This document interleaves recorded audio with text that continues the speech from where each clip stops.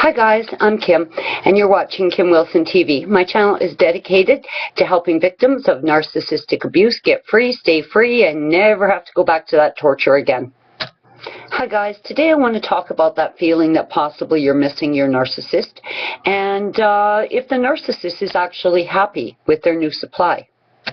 Now, I've seen videos where they suggest you make a list of all the horrible things your narc did to you, so if you do catch yourself missing the narc, you can refer to the list. Now, personally, I don't need a list. I've got it all right here.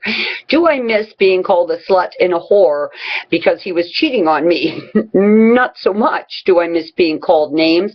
Do I miss being belittled? Do I miss being shamed, humiliated? Do I miss living on eggshells? Do I miss him slashing the seats in my truck? Do I miss him destroying my personal property, stealing my money? Do I miss relentless lying and cheating? And I mean, holy Jesus, God, no, I don't miss any of it. It was a fucking train wreck. Oh, that's not what's happening to you.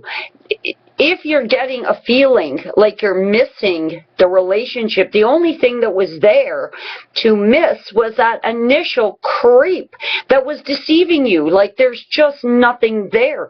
Truly, when I get in that moment, I think to myself, oh great, I've got Stockholm Syndrome. Beautiful. And I just try and sort it out, regroup, and carry on, because I know true as shit there was not one thing about that man to miss. He was not physically attractive. He was not nice. He was not funny. He was not charming. He's a liar, a cheat, a thief, a piece of shit from beginning to end. Now, I've often heard victims and survivors say they miss the good days. I don't know what kind of good days you were having. But the thing is, you got to remember, the narcissist cannot turn off the evil. They cannot turn off the plotting and the agenda that they're building against you. It is nonstop. It's relentless. It's what's going on in their head. So, you know, a good day to me was him sitting there plotting evil against me and me spending the day on eggshells, scared to death, wondering, you know, what pile of shit's going to come flying at me sideways. You know, it just, there was nothing good about it. The narc cannot turn off the agenda building.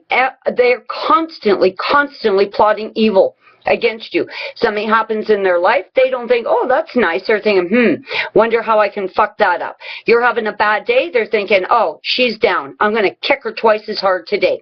This is all that's happening.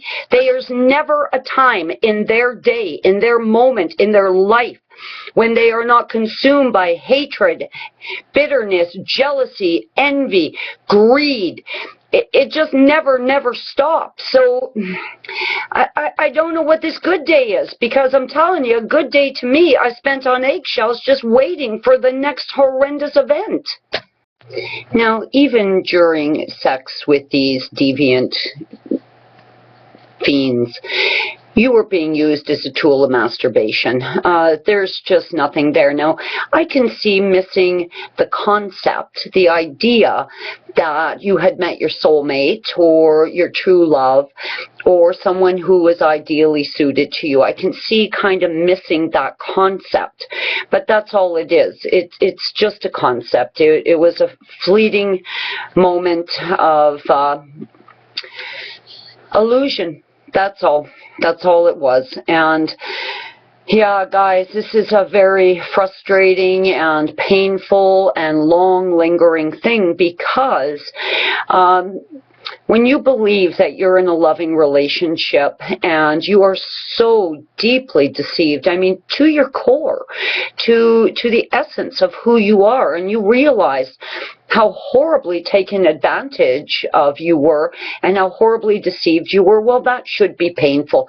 But don't be mixing up, you know, that with the fact there's truly nothing there to miss, and you're most likely suffering from post-traumatic stress disorder from all the abuse, or a Stockholm Syndrome type effect. Now, for many of you, if you are still running into your narc in public places or still have contact with him because of children and things, and of course he's rubbing the new victim in your nose because that's the nature of that beast, that can be extremely painful. But you really need to know, really understand that the narcissist is wallowing in misery, absolutely consumed by greed and discontent with their own selves and their own lives, constantly jealous and envious of everything and everyone. There is absolutely no peace, no calm, no tranquility for them ever. Just the plotting of evil. So if you think for 1 second that somewhere between you and the new victim, they were completely rewired, they weren't. This is absolutely etched in stone. It's never changing. And they will continue to perpetuate this evil and this harm until their dying day. Many of them, and this may be the only real revenge for victims everywhere, is very typically they die very lonely. And another thing that I read that's kind of interesting is because of all the soul sickness, I mean, they've got deeply, deeply seated soul sickness, that they are highly likely to develop cancer and dementia and other horrible illness. So you know what? In the end, karma's going to take care of this shit for you. There is absolutely no way in hell that they love or are enjoying the new victim more than you. Now, I will say that I had been so significantly brainwashed and terrorized so relentlessly by Trevor that I had actually sold out to that relationship. I had kind of internalized the fact that it was the right thing to do to display loyalty and integrity and morality and a commitment to this relationship. And when I commit, I mean, I don't do that lightheartedly. The fact that he was sick was not necessarily a deal breaker for me. I had actually convinced myself that the right thing to do was just find a way to be a good partner to him, to please him, and to spend the rest of my life trying to do that. Now, thank God he committed that final act of indecency against me, because it absolutely jarred me out of love. His mask didn't slip. It fell right off and hit the ground and smashed. And there he stood, and I could see him in his entirety. Absolutely all of him. And that was the end for me right there. Now, had that not happened, and, you know, I was hurt, furious, humiliated, but I'm telling you, today it was that horrendously disgusting thing that he did to me that actually set me free.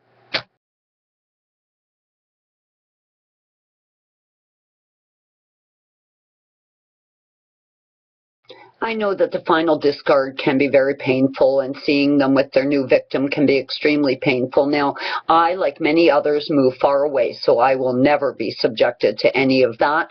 And to be honest with you, I don't care who the fuck that Captain Stump Dick is waking up beside, as long as it's not me. You know, you really have to remember what a real relationship looks like. Like, for many victims and survivors who spent long periods of time, you know, with their narcissists, they forget what a real relationship looks like, where two people are exchanging love, making love to each other, holding hands, enjoying each other's company, laughing. Nobody's sitting there plotting evil. People are actively trying to build each other up, because in many ways, you know, the encouragement and strength, you know, that you offer to your partner shines through you too. I mean, that's what all that love exchange is about. And I think we sometimes forget what a real relationship looks like. I don't think that anyone's truly missing any of that horrendous treatment. I think we've all got post-traumatic stress disorder. I certainly know I've got it. And I know sure as shit that my narc spent his entire life fucking up everything he's ever touched. A relationship, a job, a vehicle. It didn't matter what it was. He fucked it up, and he fucked it up royally. And I know sure as shit it didn't change because he's got a new victim.